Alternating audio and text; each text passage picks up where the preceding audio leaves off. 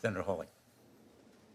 Thank you again, Mr. Chairman. Thanks to the witnesses for being here. Mr. Altman, I think you grew up in St. Louis, if I'm I did. not mistaken. It's great to see a fellow Missouri is a great place. Missourian here. It is. Thank you. I want that noted, especially underlined in the record. Missouri is a great place. That is the takeaway from today's hearing.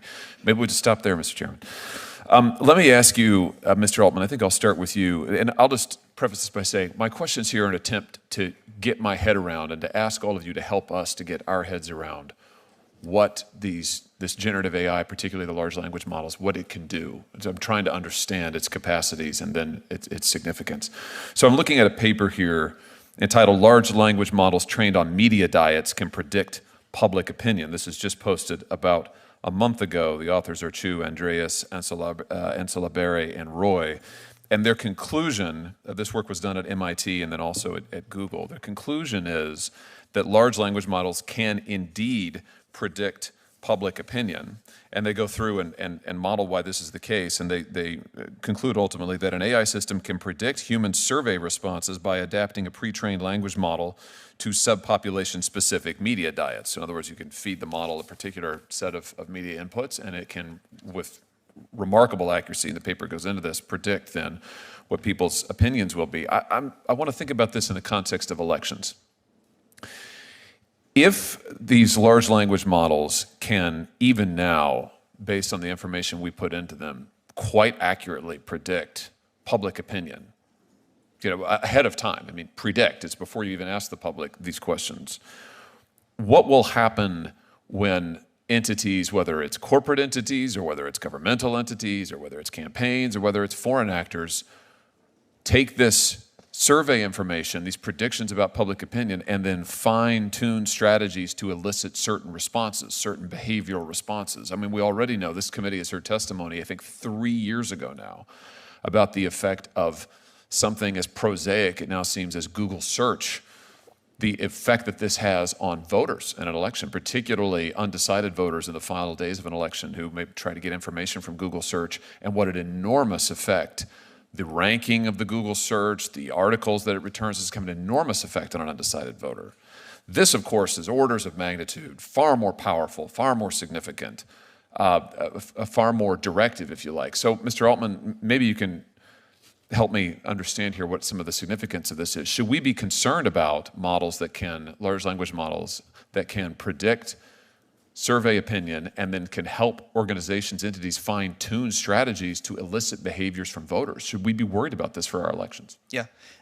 Thank you, Senator Hawley, for the question. It's one of my areas of greatest concern, the more general ability of these models to manipulate, to persuade, to provide sort of one-on-one interactive disinformation. I think that's like a broader version of what you're talking about, but given that we're going to face an election next year and these models are getting better, I think this is a significant area of concern. I think there's a lot of policies that companies can voluntarily adopt, and I'm happy to talk about what we do there. I do think some regulation would be quite wise on this topic. Someone mentioned earlier, it's something we really agree with. People need to know if they're talking to an AI, if content that they're looking at might be generated or might not. I think it's a great thing to do, is to make that clear. I think we also will need rules, guidelines about what's expected in terms of disclosure from a company providing a model that could have these sorts of abilities that you talk about. So I'm nervous about it. I think people are able to adapt quite quickly. When Photoshop came onto the scene a long time ago, for a while people were really quite fooled by Photoshopped images, and then pretty quickly developed an understanding that images might be Photoshopped. This will be like that, but on steroids. And the interactivity, the ability to really model, predict humans well, as you talked about, I think is going to require a combination of companies doing the right thing, regulation, and public education. Professor Marcus, do you want to address this? Yeah, I'd like to add two things. One is in the appendix to my remarks, I have two papers to make you even more concerned. One is in the Wall Street Journal just a couple days ago called "Help, My Political Beliefs Were Altered by a Chatbot." And I think the scenario you raised was that we might basically observe people and use surveys to figure out what they're saying. But as Sam just acknowledged, the risk is actually worse, that the systems will directly, maybe not even intentionally, manipulate people. And that was the thrust of the Wall Street Journal article. And it links to an article that I've also linked to called Interacting, and it's not yet published, not yet peer-reviewed, Interacting with Opinionated Language Models Changes Users' Views. And this comes back ultimately to data. One of the things that I'm most concerned about with GPT-4 is that we don't know what it's trained on. I guess Sam knows, but the rest of us do not. And what it is trained on has consequences for essentially the biases of the system. We could talk about that in technical terms. But how these systems might lead people about depends very heavily on what data is trained on them. And so we need transparency about that, and we probably need scientists in there doing analysis in order to understand what the political influences, for example, of these systems might be. And it's not just about politics. It can be about health. It could be about anything. These systems absorb a lot of data, and then what they say reflects that data. And they're going to do it differently depending on what's in that data. So it makes a difference if they're trained on the Wall Street Journal as opposed to the New York Times or Reddit. I mean, actually, they're largely trained on all of this stuff, but we don't really understand the composition of that. And so we have this issue of potential manipulation, and it's even more complex than that because it's subtle manipulation. People may not be aware of what's going on. That was the point of both the Wall Street Journal article and the other article that I called your attention to. Let me ask you about AI systems trained on personal data, the kind of data that, for instance, the social media companies, the major platforms, Google, Meta, et cetera, collect on all of us routinely. And we've had many a chat about this in this committee over many a year now, but the massive amounts of data, personal data, that the companies have on each one of us. An AI system that is trained on that individual data, that knows each of us better than ourselves, and also knows the billions of data points about human behavior, human language interaction generally.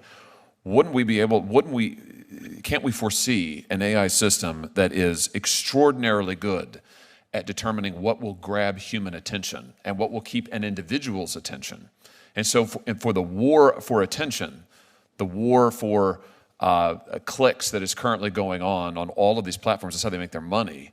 I'm just imagining an AI system, these AI models supercharging that war for attention, such that we now have technology that will allow individual targeting of a kind we have never even imagined before, where the AI will know exactly what Sam Altman finds attention grabbing. We'll know exactly what Josh Hawley finds attention grabbing. We'll be able to grab our attention and then elicit responses from us in a way that we have heretofore not even been able to imagine. Should we be concerned about that for its corporate applications, for the monetary applications, for the manipulation that could come from that? Mr. Altman. Yes, we should be concerned about that. To be clear, OpenAI does not, we're not off, we don't have an ad-based business model, so we're not trying to build up these profiles of our users. We're not trying to get them to use it more. Actually, we'd love it if they use it less because we don't have enough GPUs.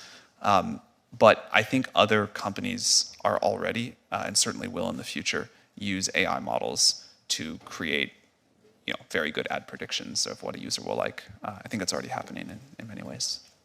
Ms. Marcus, anything you want to add? Yes, and perhaps Ms. Montgomery will want to too, as well, I don't know. But hyper-targeting of advertising is definitely going to come. I agree that that's not been OpenAI's business model. Of course, now they're working for Microsoft, and I don't know what's in Microsoft's thoughts, but we will definitely see it. Maybe it will be with open source language models. I don't know.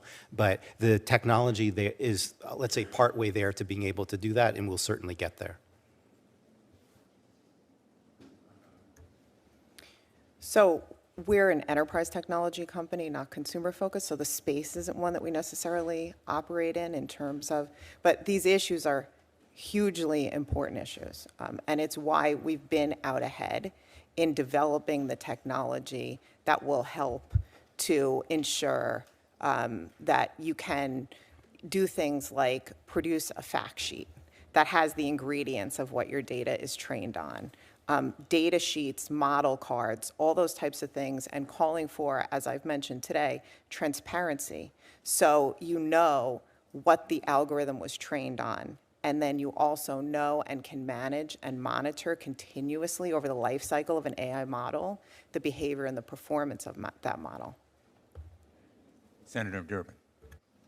Thank you. I think what's Hey, before you click on the next video, if y'all could do me a big favor and hit that like button. The algorithm loves it, and so do I, because it helps promote these videos and get the message out about what our government has been doing. Don't forget to hit that subscribe button and turn on your notifications, because every time I put out a video, you want to know about it, right? Thanks again, and have a good one. See you on the next one. Peace.